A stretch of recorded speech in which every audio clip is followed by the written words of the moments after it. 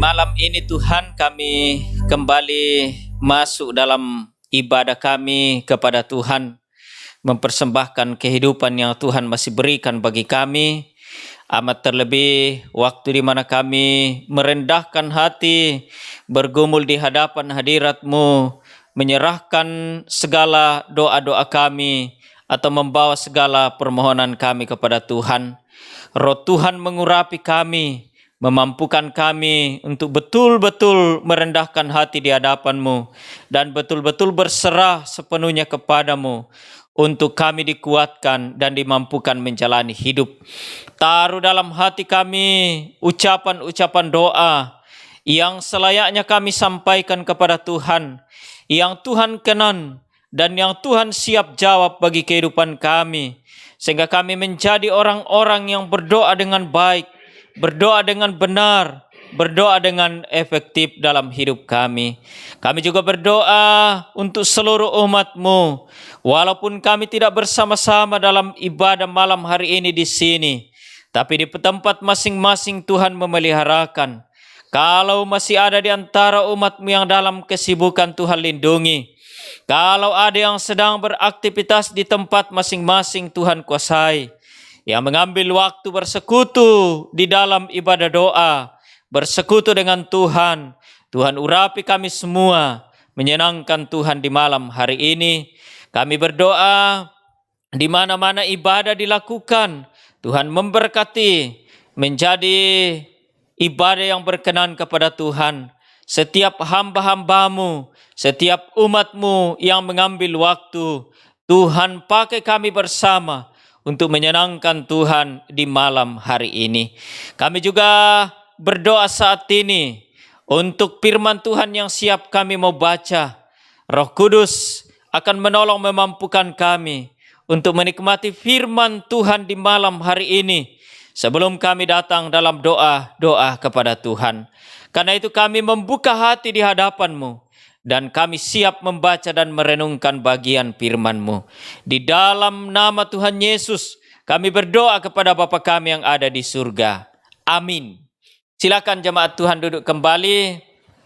Sebelum kita masuk dalam doa bersama, mari kita mendasarinya dari firman Tuhan yang pada malam hari ini saya sudah pilihkan dari kitab Kisah Para Rasul pasal 9 ayat 19b sampai dengan ayat yang ke-31. Kisah Para Rasul pasal 9 ayat 19b sampai dengan ayat 31. Mari perhatikan dan dengarkan, saya bacakan bagi kita sekalian, demikian firman Tuhan. Saulus tinggal beberapa hari bersama-sama dengan murid-murid di Damsyik. Ketika itu juga ia memberitakan Yesus di rumah-rumah ibadat dan mengatakan bahwa Yesus adalah anak Allah. Semua orang yang mendengar hal itu heran dan berkata, "Bukankah dia ini yang di Yerusalem mau membinasakan barang siapa yang memanggil nama Yesus ini? Dan bukankah ia datang ke sini dengan maksud untuk menangkap dan membawa mereka ke hadapan imam-imam kepala?" Akan tetapi Saulus semakin besar pengaruhnya dan ia membingungkan orang-orang Yahudi yang tinggal di Damsyik karena ia membuktikan bahwa Yesus adalah Mesias. Beberapa hari kemudian orang Yahudi merundingkan suatu rencana untuk membunuh Saulus. Tetapi maksud jahat itu diketahui oleh Saulus. Siang malam orang-orang Yahudi mengawal semua pintu gerbang kota supaya dapat membunuh dia. Sungguh pun demikian, pada suatu malam murid-muridnya mengambilnya dan menurunkannya dari atas tembok kota dalam sebuah keranjang. Setibanya di Yerusalem, Saulus mencoba menggabungkan diri kepada murid-murid, tetapi semuanya takut kepadanya karena mereka tidak dapat percaya bahwa ia juga seorang murid. Tetapi Barnabas menerima dia dan membawanya kepada rasul-rasul dan menceritakan kepada mereka bagaimana Saulus melihat Tuhan di tengah jalan dan bahwa Tuhan berbicara dengan dia dan bagaimana keberaniannya mengajar di Damsyik dalam nama Yesus. Dan Saulus tetap bersama-sama dengan mereka di Yerusalem dan dengan keberanian mengajar dalam nama Tuhan. Ia juga berbicara dan bersoal jawab dengan orang-orang Yahudi yang berbahasa Yunani. Tetapi mereka itu berusaha membunuh dia. Akan tetapi setelah hal itu diketahui oleh saudara-saudara anggota jemaat, mereka membawa dia ke Kaisarea dan dari situ membantu dia ke Tarsus. Selama beberapa waktu jemaat di seluruh Yudea, Galilea, dan Samaria berada dalam keadaan damai. Jemaat itu dibangun dan hidup dalam takut akan Tuhan. Jumlahnya makin bertambah besar oleh pertolongan dan penghiburan Roh Kudus. Amin. Pertolongan yang tepat pada waktunya. Itu yang menjadi tema renungan kita melalui pembacaan kita pada malam hari ini. Pertolongan yang tepat pada waktunya. Di awal pertobatan Saulus atau di awal pertobatan yang kita sebut Rasul Paulus, ia ada di Damsyik dalam beberapa waktu lamanya. Dan ketika Saulus ada di Damsyik, ia memasuki rumah-rumah ibadat untuk memberitakan atau untuk menyampaikan tentang Yesus. Bahwa Yesus adalah juru selamat satu-satunya. Sebenarnya firman Tuhan menyatakan bahwa orang-orang di Damsyik merasa heran. Mengapa? Karena Saulus sebenarnya mau ke Damsyik. Berencana ke Damsyik untuk membunuh atau menganiaya orang-orang yang percaya kepada Tuhan. Tetapi justru Saulus ada di Damsyik, berbeda dari rencana awalnya. Dia malah di Damsyik memberitakan tentang Tuhan Yesus atau menyampaikan tentang Tuhan Yesus. Itu sebabnya orang-orang yang ada di Damsyik merasa heran, merasa terkejut dan bertanya bahwa bukankah dia ini yang berencana untuk membunuh? Bukankah dia ini yang akan membawa orang-orang percaya dari Damsyik ke Yerusalem untuk dianiaya atau dibunuh? Tetapi malah sebaliknya, Saulus memberitakan tentang Yesus selama dia ada di Damsyik. Sehingga ketika dia ada di Damsyik, orang-orang Yahudi yang ada di Damsyik itu berencana untuk membunuh Saulus. Ya, karena memberitakan tentang Yesus. Sedangkan orang-orang Yahudi tidak mau memberitakan tentang Yesus, tidak mau percaya kepada Yesus. Malah Saulus pada saat itu memberitakan tentang Yesus. Itu sebabnya orang-orang Yahudi yang ada di Damsyik membuat rencana untuk membunuh Rasul Paulus atau membunuh Saulus. Ayat 24 mengatakan bahwa tetapi maksud jahat itu diketahui oleh Saulus. Siang malam orang-orang Yahudi mengawal semua pintu gerbang kota supaya dapat membunuh dia. Ya. Rencana orang-orang Yahudi untuk membunuh Saulus ini diketahui oleh Saulus sendiri. Ya, walaupun orang-orang Yahudi siang malam mengawal semua pintu di Damsyik supaya dapat membunuh Saulus pada saat itu. Tapi firman Tuhan mengatakan bahwa sungguh pun demikian, pada suatu malam murid-muridnya mengambil Saulus dan menurunkan dari atas tembok kota dalam sebuah keranjang. Ya, ini adalah satu penyelamatan dari para murid-murid. Ya, murid-murid Saulus menolong dia.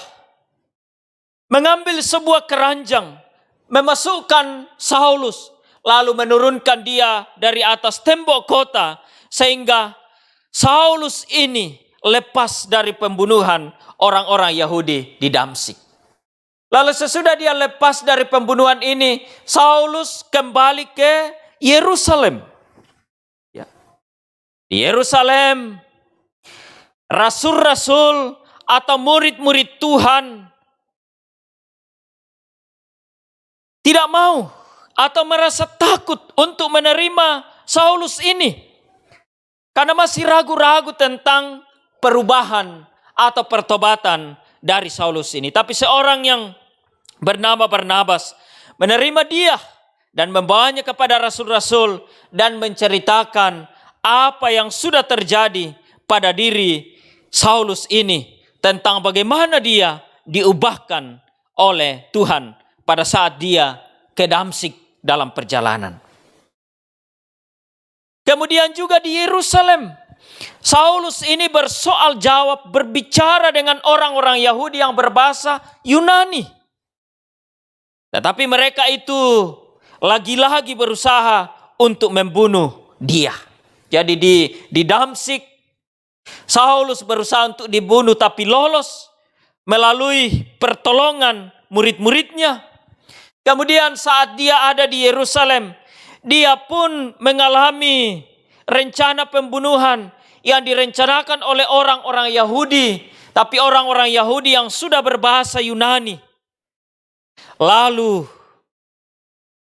hal itu juga diketahui oleh saudara-saudara anggota jemaat, ya. Lalu dengan itu anggota jemaat membawa Saulus ini ke Kaisaria, dan dari Kaisaria ia membantu dia untuk pergi ke Tarsus. Ya. Jadi anggota jemaat yang dalam firman Tuhan sudah dikatakan bahwa saudara-saudara membantu Saulus untuk pergi ke Kaisaria, lalu dari Kaisaria pergi ke Tarsus. Dan firman Tuhan yang kita baca pada malam hari ini memperlihatkan bagi kita bahwa Saulus yang mengalami rencana pembunuhan dari orang-orang Yahudi, baik di Damsyik maupun ketika dia kembali ke Yerusalem, dapat lepas, dapat terhindar, dapat selamat dari rencana itu. Ini adalah pertolongan Tuhan yang luar biasa, yang tepat pada waktunya, yang dialami oleh Saulus pada saat itu. Nah, dari firman Tuhan yang kita baca ini menggambarkan bagi kita bahwa Tuhan berkuasa, Tuhan mengatur kehidupan Saulus. Sehingga tatkala Saulus ini mengalami keadaan-keadaan yang sulit atau susah, bahkan mengalami rencana pembunuhan pun, Tuhan melepaskan dia tepat pada saat dia membutuhkan pertolongan itu. Apa yang menjadi keperluan mendesak dari Saulus pada saat itu? Apa yang menjadi kebutuhan pokok Saulus pada saat itu? Adalah kebutuhan akan keamanan, kebutuhan akan kelepasan dari pembunuhan. Sehingga Tuhan menyatakan pertolongannya dengan mengirimkan atau memakai murid-murid Saulus sendiri, juga memakai anggota jemaat untuk menolong dia lepas dari pembunuhan itu. Inilah pertolongan Tuhan yang sangat tepat bagi kehidupan Saulus pada saat itu. Kalaupun pada saat itu kebutuhan Saulus adalah kebutuhan akan makanan, pastilah Tuhan akan mengirimkan orang-orang untuk menjadi saluran berkat bagi Saulus.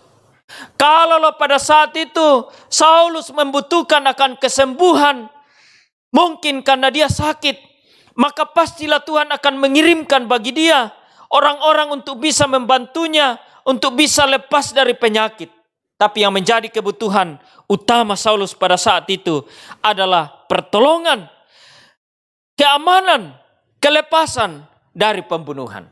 Dan saat itu Tuhan betul-betul menyatakan bagi dia pertolongannya tepat pada saat Saulus memerlukannya. Nah, jemaat yang dikasihi oleh Tuhan, Ini jugalah yang perlu menjadi keyakinan dalam perjalanan kehidupan kita. Kalau kita ada sampai pada saat ini, kita harus yakin bahwa semata-mata karena pertolongan Tuhan pada perjalanan hidup kita hari demi hari, waktu demi waktu. Pada perjalanan hidup kita hari-hari yang telah berlalu, waktu-waktu lampau, kita sudah menyatakan dan menyaksikan bahwa pertolongan Tuhan itu tepat pada waktunya.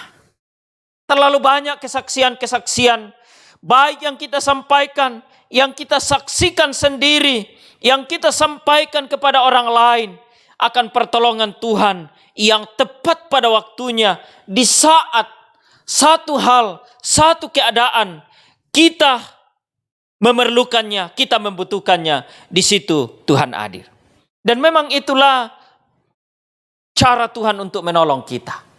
Tuhan di tempatnya di surga melihat kita. Apa yang menjadi keperluan kita, apa yang menjadi kebutuhan kita, apa yang menjadi kendala kita di saat itu, maka Tuhan akan menyatakannya bagi kita.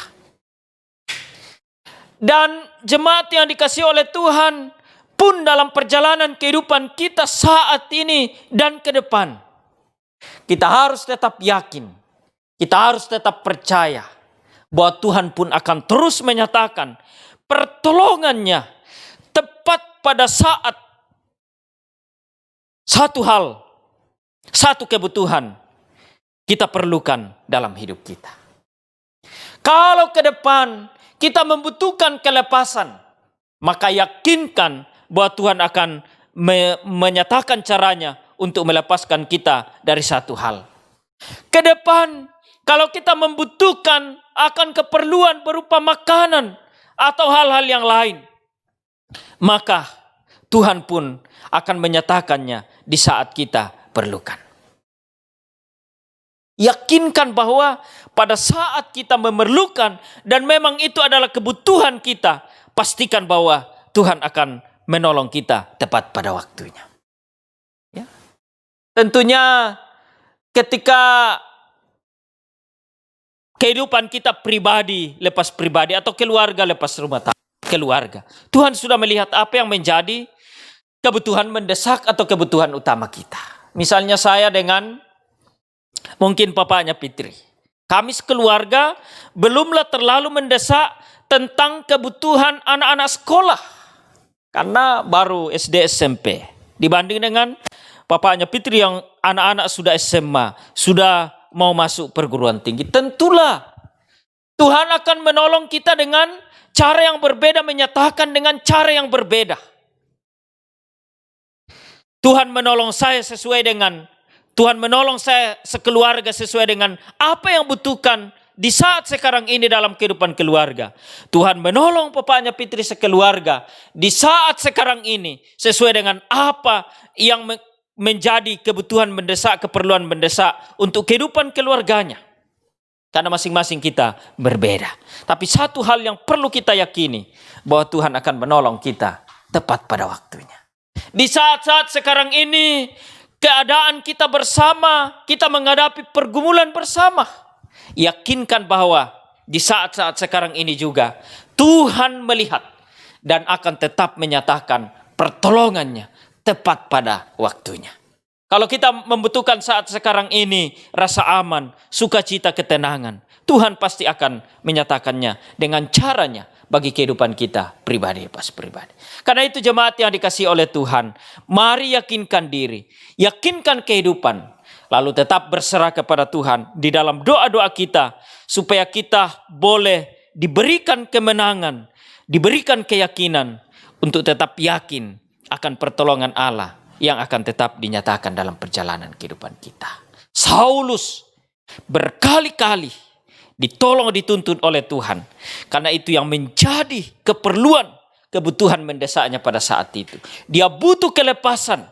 Karena Tuhan masih punya rencana bagi hidupnya untuk memberitakan Injil. Menjadi alat Tuhan. Nah, sampai pada saat ini kita ada. Itu berarti bahwa masih ada rencana Tuhan yang terbaik dalam kehidupan kita. Dan yakinkan Tuhan akan selalu menyertai menolong kita, menyatakan pertolongannya bagi kita hari-hari ke depan dalam menjalani rencana-rencana yang Allah masih inginkan, dan yakinkan Tuhan akan menolong kita tepat pada waktunya. Amin. Tuhan Yesus memberkati kita dengan renungan firman Tuhan pada malam hari ini.